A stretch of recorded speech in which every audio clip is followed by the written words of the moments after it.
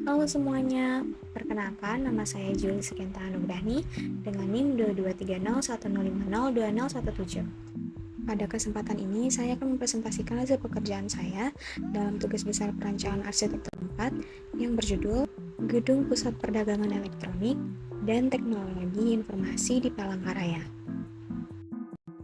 Seiring perkembangan zaman, kebutuhan barang elektronik dan teknologi informasi menjadi bagian penting dalam kehidupan masyarakat modern, terutama di perkotaan. Oleh karena itu, kemudahan dalam mendapatkan barang elektronik dan teknologi informasi menjadi penting.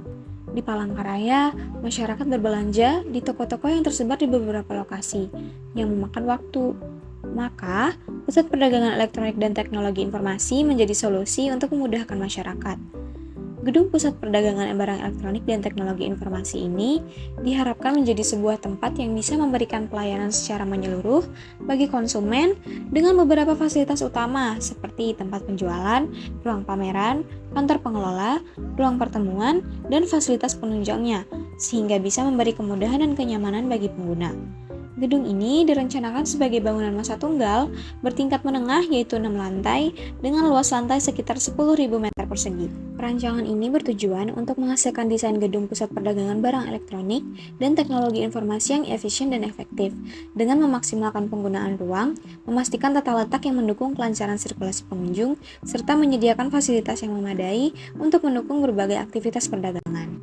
Dalam perancangan gedung ini, jenis barang yang difasilitasi meliputi smartphone dan aksesoris, komputer dan laptop, perangkat elektronik rumah tangga, komponen komputer, perlengkapan IT dan jaringan, serta e-sport. Aspek perancangan yang menjadi perhatian utama meliputi ruang yang memadai untuk masing-masing fungsi, pemanfaatan ruang vertikal, penempatan loading dock yang efektif dengan pengaturan kontrol lingkungan, serta kemudahan aksesibilitas bagi pengunjung maupun distribusi barang. Adapun fasilitas ruang yang direncanakan terdiri dari fasilitas utama, fasilitas penunjang, fasilitas pendukung, dan sarana aksesibilitas. Dari segi tata ruang, saya menerapkan pola sirkulasi dan organisasi ruang linier untuk mempermudah orientasi pengunjung serta efisiensi distribusi internal. Berikut adalah pengertian fasad, fungsi, dan jenis fasad. Saya menggunakan 4 bangunan preseden sebagai bahan perbandingan dan referensi dalam proses perancangan gedung ini. Berikut adalah kesimpulan dari keempat preseden yang saya ambil. Selanjutnya dilakukan identifikasi pelaku, aktivitas dan kebutuhan ruang yang berkaitan dengan gedung pusat perdagangan ini. Proses ini menghasilkan berbagai jenis ruang yang diperlukan, serta pengelompokan ruang berdasarkan kategori fungsi masing-masing, sehingga perancangan dapat lebih terarah dan sesuai dengan kebutuhan pengguna.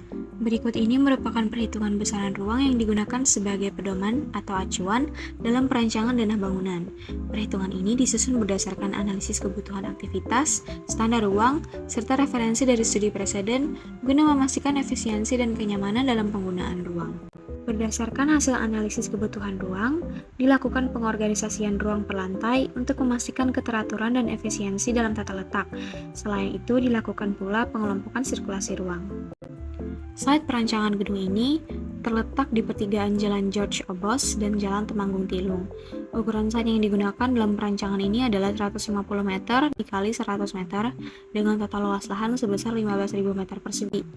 Selanjutnya, saya melakukan analisa site untuk memahami kondisi existing dan potensi lingkungan sekitar, yang nantinya menjadi dasar dalam pengambilan keputusan desain pada perancangan gedung pusat perdagangan ini. Analisa tersebut meliputi beberapa aspek penting yaitu analisa sirkulasi, analisa matahari, analisa angin dan hujan, analisa vegetasi, serta analisa view to site dan from site. Dari hasil analisa site tadi diperoleh zoning makro dan zoning mikro pada site dan zoning mikro per lantai bangunan. Ide bentuk bangunan saya berdasarkan hasil dari analisa site beserta solusi yang diperoleh, sehingga bentuk yang dihasilkan bersifat responsif terhadap kondisi lingkungan dan kebutuhan fungsional. Saya juga memilih bentuk tangga sebagai bentuk bangunan karena memiliki makna simbolis, yaitu sebagai representasi dari proses bertahap menuju kemajuan dan pencapaian tujuan yang lebih baik. Dari perumusan ide bentuk dan transformasi bentuk, didapatkan gubahan massa seperti pada gambar.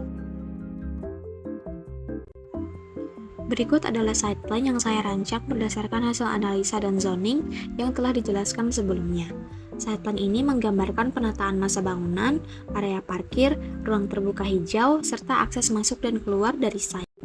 Selanjutnya ada gambar dinas semi basement yang difungsikan sebagai zona servis dan area parkir kendaraan. Dirancang agar tidak mengganggu aktivitas utama di lantai atas. Kemudian ada denah lantai dasar, lantai 1, 2, 3, 4, dan 5 yang merupakan area retail atau penjualan barang elektronik dengan pembagian ruang yang mengakomodasi berbagai jenis produk. Selanjutnya ada denah lantai 6 yang difungsikan sebagai area pengelola yang bersifat privat. Dan denah top floor serta rooftop yang merupakan area meletakkan tangki air fiberglass dan outdoor unit. Kemudian ada denah tipikal core dan denah tipikal ruang retail, kecil, sedang, dan besar. Bangunan ini saya beri nama Iconic Mall yang memiliki makna sebagai pusat konektivitas elektronik dan teknologi informasi, tempat di mana berbagai perangkat elektronik dan inovasi digital terhubung dan berinteraksi. Dapat dilihat pada gambar tampak. Selanjutnya ada potongan A, B, dan C. Eksterior dan interior bangunan didominasi oleh warna coklat, putih, dan abu-abu.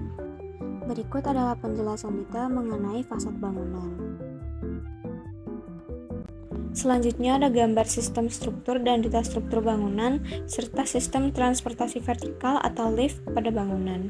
Selanjutnya ada denah utilitas, sistem jaringan listrik dan pengelolaan sampah, sistem pemipaan berupa air bersih, kotor, limbah, dan hujan, serta pemadam kebakaran aktif dan pasif. Kemudian ada sistem jaringan pengkondisian udara atau ACVR-VVRF.